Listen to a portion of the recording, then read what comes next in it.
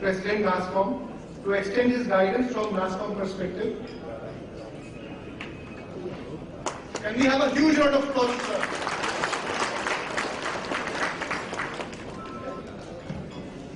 Honorable and respected Chief Minister of Bihar, Shri Nitish Kumar ji, Honorable IT Minister, Shri Shahid Ali Khan ji,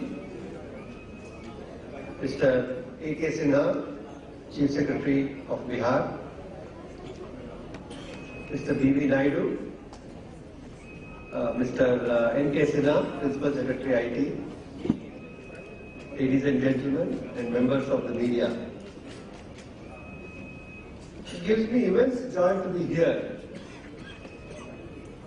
because I must make a confession that even I did not know all the things that have been happening in Bihar and all the accomplishments. From the government of India, when I was with the government, I knew that Bihar was a state which was quite active and quite progressive in adoption of e-governance, quite contrary to the image which many people had. That much I was aware of.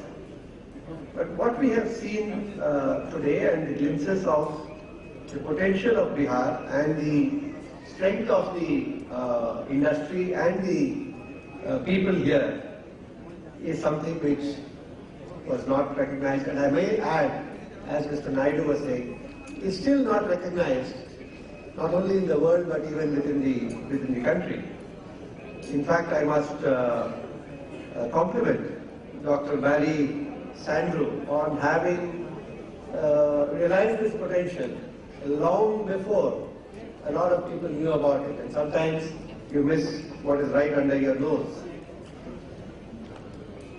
Today, around the world, there is a huge demand for all kinds of IT services, all kinds of IT skills, and the situation around the world in many countries is that the demographic profile of many countries like Europe, Japan and so on is changing, populations are aging, and the availability of young, skilled, technically qualified manpower is a big problem.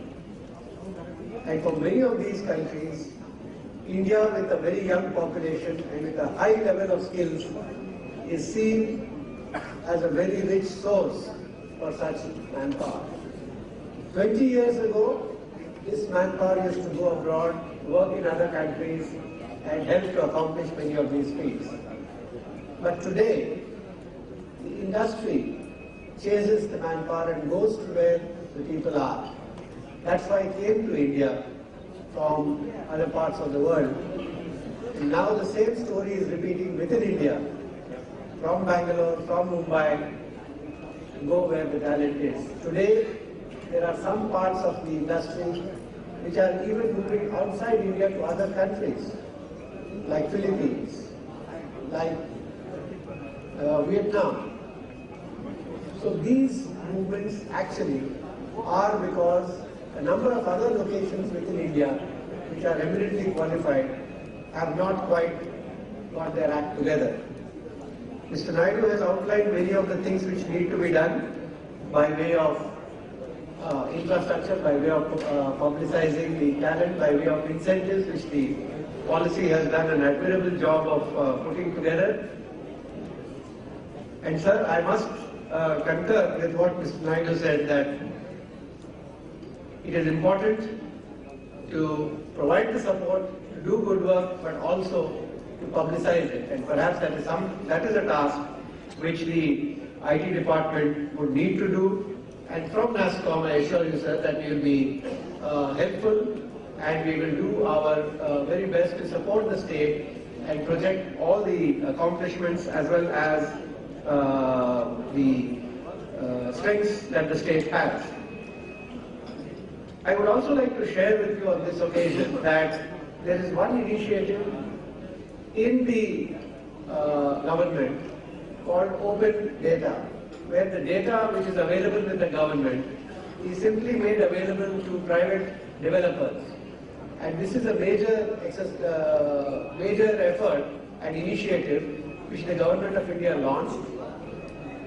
And under this program, a lot of developers developed applications. Just to give you one example, government has a lot of data about the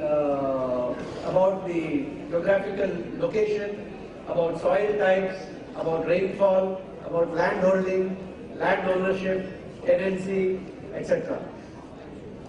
But farmer doesn't want to know in general what the soil type and what the rainfall or what the cropping pattern means. He wants a specific answer. In my field, in my plot of land, what is it I should grow? Where do I take it to the market? What is the price available in the market? And today, by using this information, very young entrepreneurs sitting in India are able to provide these answers simply by using government data where the governments have made it available. This is a scheme which the government of India launched. State governments are only now following suit. The awards were given a few days ago, and the surprise is that many of the awards were not from the places you expect. Many of them were from small towns and cities, including from Bihar. So there is a lot of talent which is there, which has these ideas, which can use this information, and which can provide the services which people here in the state, in the small towns and in the villages need. And it is, I think, a part of the job of the policy to really encourage such activity. Today in India, though the industry has grown, it's more than $110 billion today, it's $118 billion in the current year. But the most interesting feature is a very large number of innovative and startup companies which are coming up. And I think the beauty of the current generation and the current situation is that many of the brightest youngsters are not looking for the best job or the best university to get admission into, but they are actually becoming job creators rather than job seekers. And if that can be encouraged through the policy, through the kind of incentives, through angel investments, then you will find a remarkable change happening within the state. I do want to mention that in the area of e-governance, this is again an area where there is a tremendous need and potential to serve the people in the country. I don't want to get into all the details of the whole e-governance program, except to say that the next step in e-governance is to not just provide services, but also to be able to link up different departments. Land records and registration is one example. When you talk about passports and police is another example. E-governance is forcing different departments to work together, and the first step to ensuring this kind of collaboration is a greater degree of convergence. The data center that was inaugurated today, the wide area network that was set up, the service centers, which here are called the Vasudha Kendras. These are important steps towards integrating that phase of the government.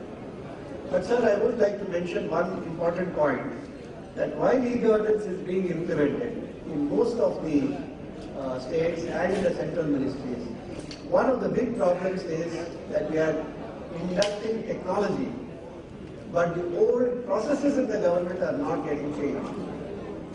And I think in Bihar there have been a number of exceptionally bright and competent officers.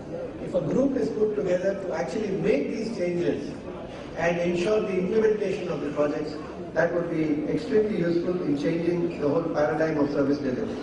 So despite being a late starter, Bihar could be a model in terms of how the processes can be changed to actually deliver services in a manner which is most useful to the citizens. And your legislation on the delivery of services which already exists is a great legal backdrop for this whole program. So finally, sir, I would not like to take too much of your time, except to say that one more new area of application of technology today is that today we are in this in an era where people in the country want to participate in governance, not just vote once in 5 years, but to actually become a part of the government. Whether it is to talk about the problem of law and order, or problem of women's safety, or some other problem of which relates to their lives, or it's a matter of regarding corruption, they want to be a part of governance. And today through technology, where people are able to communicate with each other through mobile phone, through social media, etc., there is a great opportunity to create a platform by which people can not just interact with the government, but be a part of governance. And we will be happy to work with the government to enable such a platform to be created, which enables the government to link with the citizens and actually encourage them to be a part of governance on a continuous basis. That is the new direction and the next logical evolution of what e-government has done so far.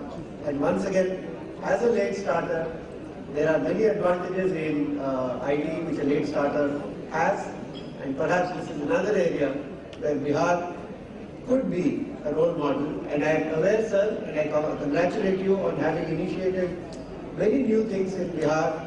RTI on mobile was just one example of various initiatives which were taken in the state, and I do hope that it will continue to lead the way in many of these areas. Thank you very much.